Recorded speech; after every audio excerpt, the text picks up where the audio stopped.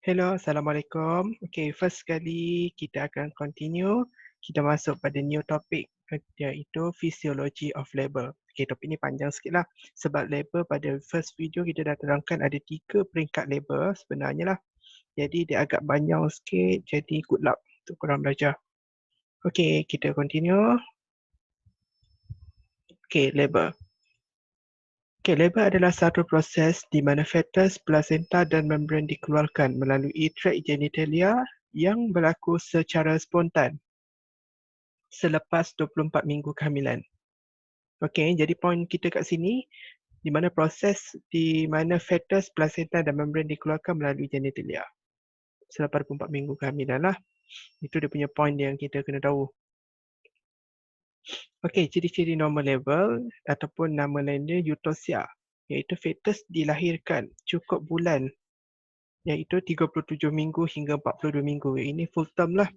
Okey, presentasi fetus ialah vertex, proses berlaku secara spontan, proses labor tidak melebihi 24 jam, kelahiran melalui vagina, tiada komplikasi kepada ibu dan bayi. Okey, itu ciri-ciri normal lah. Okey, faktor-faktor yang penting mempengaruhi kelahiran, dia ada 3 faktor kat sini. Okey, proses kelahiran perlu mempunyai 3 iaitu power, kuasa kuncupan, passage, saluran, passenger, penumpang. Okey, kita hurai satu-satu dulu. Okey, faktor yang penting. First sekali power. Power terbagi kepada 2. Tenaga primer and tenaga sekunder. Okay, tenaga primer ialah otot-otot uterus, contract dan retracts semasa bermula dari permulaan bersalin sehingga selepas kelahiran plasenta dan membran. Kontraksi otot uterus adalah di luar kawalan. Bermaksudnya kat sini tenaga primer ni ialah contract uterus, contraction yang dirasakan oleh ibu pada uterus dan ini memang tak boleh dikawal. Dia secara semula jadi. Okey, tenaga sekunder ialah otot abdomen dan diafragm membantu kelahiran bayi bermula dari peringkat kedua labor. Jadi kita akan huraikan tenaga sekunder ni dalam peringkat kedua nanti. Okey, faktor yang lain pula ada faktor yang kedua ialah passage. Ruang pelvik dan lantai pelvis serta vagina merupakan saluran fetus melaluinya. Okey, ini passage saluran dia lah. Okey, dan yang ketiga ialah passenger iaitu fetus, placenta dan membran. Itu ialah kandungan passage penumpang yang ada dalam uterus dan dikeluarkan melalui passenger. Okey, onset labor, off labor, permulaan labor. Okey, sebab sebenar tidak diketahui lah untuk onset of labor ni. Okey, dia ada dari segi beberapa faktor. Faktor pertama ialah faktor hormonal. Okey, semasa hampir term, kelenjar fetus menjadi matang. Paras kortisol dalam sirkulasi fetus akan meningkat dan juga kelenjar adrenal akan menghasilkan androgen. Kat sini juga membantulah dalam proses peningkatan paras kortisol. Kedua-dua hormon ini akan menyebabkan peningkatan dalam penghasilan estrogen oleh plasenta, tetapi paras progesteron akan menurun. Setiap ibu yang mengandung, dia akan mengalami perubahan hormon. Jadi hormon yang paling penting kat sini ialah 2 hormon ni, progesteron dan estrogen. Estrogen meningkat, progesteron akan turun lah. Okey. Seterusnya, peningkatan hormon estrogen merangsang pengeluaran prostaglandin oleh GC2. Penurunan hormon progesteron merangsang kelenjar pituitari posterior menghasilkan oksitosin. Oksitosin ni dia membantu dalam penguncupan ataupun kontraksi pada otot uterus lah. Prostaglandin dan oksitosin merangsang kontraksi uterus. Macam saya kata tadi lah. Okey, faktor yang kedua melibatkan faktor mekanikal iaitu dia melibatkan distensi uterus yang berlebihan merangsang uterus contract. Okey, distensi uterus ni kita dah bincang pada topik yang pertama iaitu mengalami maksudnya distensi uterus ni otot kembali kepada kedudukan asal iaitu di ruang kaviti pelvic dalam masa 6 minggu puerperium. Ingat lagi kan? Okey, tekanan bahagian presentasi fetus di cervix juga merangsang kontraksi uterus. Bermaksudnya apabila pada faktor mekanikal ni kepala bayi, senang cerita kepala bayi akan sampai ke cervix dan dia akan merangsang kontraksi uterus. Bila dah menolak, jadi uterus tu akan menolak lagi bayi tu untuk keluar ke cervix, melalui cervix. Okey, tanda-tanda premonitory labor. Okey, dia berlaku 2 hingga 3 minggu sebelum true labor. Bermaksud ini tanda-tanda premenstrually lah, kita akan nyatakan tanda-tanda dia. First sekali, lightening. Lightening 2 hingga 3 minggu sebelum labor di mana segmen bawah uterus meluas membenarkan kepala fetus menurun. Kurang tekanan pada diaphragm, ibu boleh bernafas dengan senang. Okey, ini contoh dia. Okey, 2 hingga 3 minggu sebelum labor sebenar, fetus akan turun ke bahagian cervix. Ini perubahan dia. Dan menyebabkan diaphragm daripada menekan sebelum ni dia akan rasa lega lah. Ibu boleh bernafas seperti biasa, tidak ada tekanan pada diaphragm. Okey, ini penurunan dia. Tanda-tanda premonitory labor. Yang kedua ialah kerap kencing akibat ditekanan bahagian presentasi pada bladder.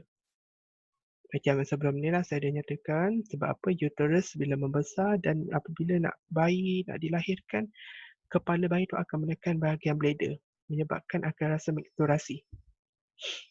Okey, next ialah spurious labor iaitu false pain, kontraksi yang tidak tertib dan ibu mungkin merasa sakit atau tidak.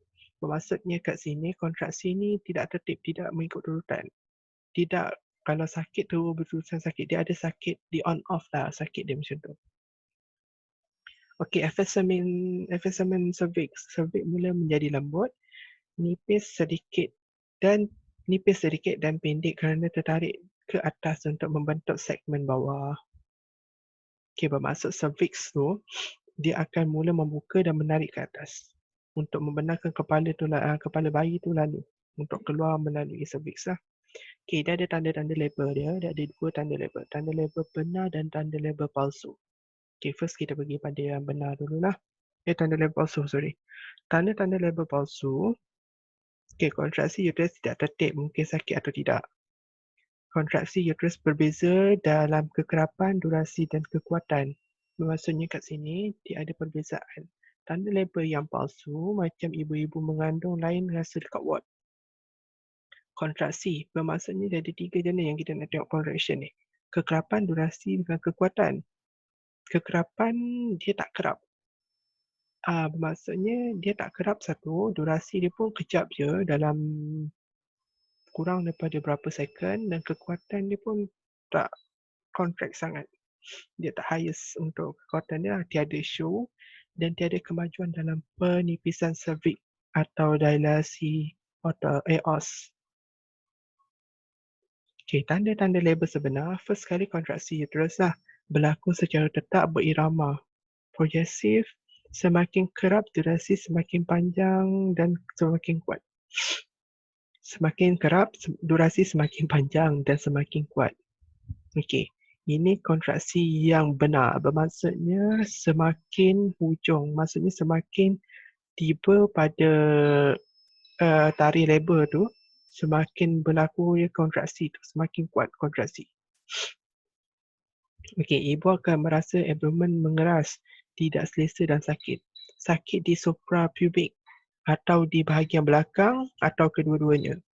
Okey, kontraksi bermula dari fundus dan durasinya tidak melebihi 60 second pada setiap kontraksi. Okey, tanda-tanda labor sebenar yang kedua pula, effacement cervix, iaitu cervix menjadi nipis dan tertarik sehingga tidak dapat dirasai.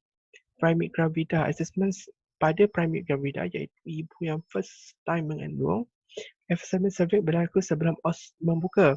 Multi gravida yang ibu dah melebihi 2 orang anak, dia os membuka sebelum effacement cervix berlaku. Maksudnya os akan buka dululah baru effacement cervix tu akan buka. Okey, ni contoh dia. Ni os. Okey, external os lah. Effacement cervix. Okey, jadi dia akan buka dulu, baru os ni akan buka. Okey, kita boleh tengoklah turutan dia. Okey, tanda-tanda labor benar yang ketiga. Dilatasi os cervix. Dilatasi os diukur dalam sentimeter. Dia akan membuka sehingga 10 cm. Okey, semasa labor aktif, os membuka sebanyak 1 cm dalam 1 jam untuk primate gravida dan 1.5 cm dalam 1 jam untuk multi gravida. Sebab apa multigravida dia lebih banyak 0.5 lebih sentimeter daripada primate, sebab multigravida ni sebelum ni dia dah pernah untuk membuka. Maksudnya os dia sebelum ni dah pernah buka untuk anak yang first ataupun anak second. Jadi dia senang, dia macam mudah untuk buka tanpa paksaan lah macam tu.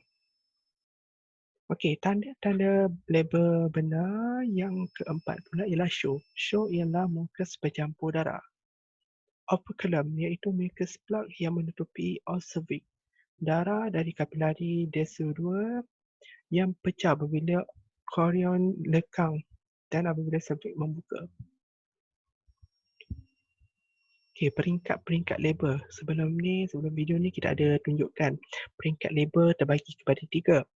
Okey, peringkat pertama, peringkat kedua dan peringkat ketiga. Okey, peringkat pertama, peringkat dilatasi os.